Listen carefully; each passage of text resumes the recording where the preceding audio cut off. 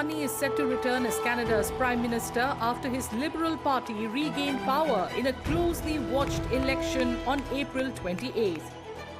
Though falling short of a majority, the result marks a remarkable comeback against Pierre Poilievre's Conservatives.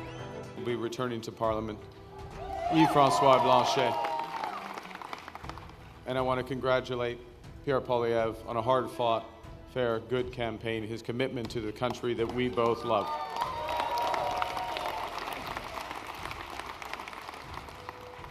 They all have many, many more contributions to our land. World leaders, including Indian Prime Minister Narendra Modi, have congratulated Mark Carney on his victory. The vote came amid rising tensions, including US annexation threats and new tariffs under President Trump. Carney's return is expected to reset ties with India, with Modi among the first to extend his greetings.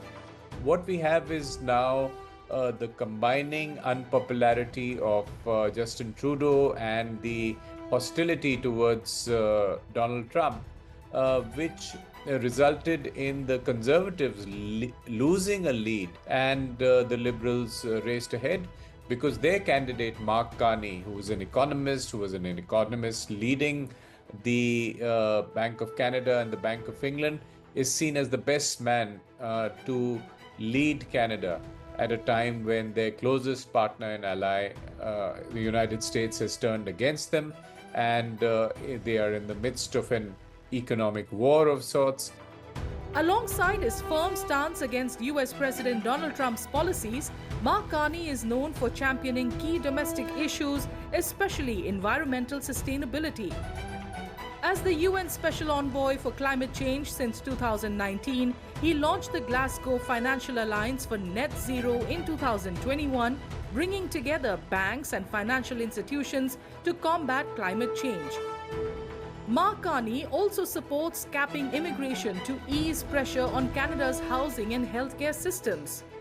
Mark Carney has played a strong role in his previous avatars in being a climate activist almost. He was working with Brookfield, the international investor.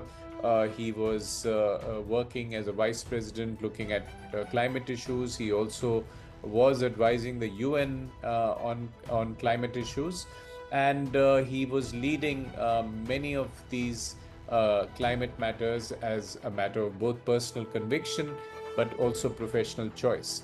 So he is convinced and a persuaded climate warrior. Mark Carney had earlier signaled his intent to restore and strengthen ties with India, a relationship that came under severe strain during former Prime Minister Justin Trudeau's tenure. He described the India-Canada partnership as incredibly important and is expected to leverage it to boost trade cooperation and streamline immigration policies.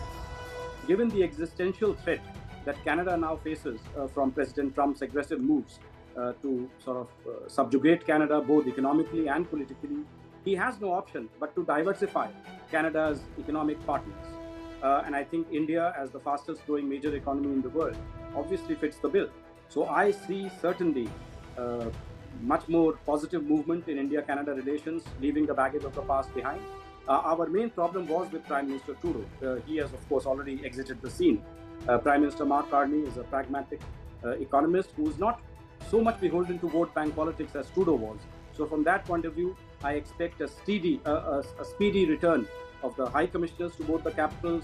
I expect resumption of the negotiations on the comprehensive economic partnership agreement between India and Canada. Carney's election win not only opens the door for India to strengthen trade and economic ties, but also presents an opportunity to address key security concerns, particularly those related to Khalistani extremism.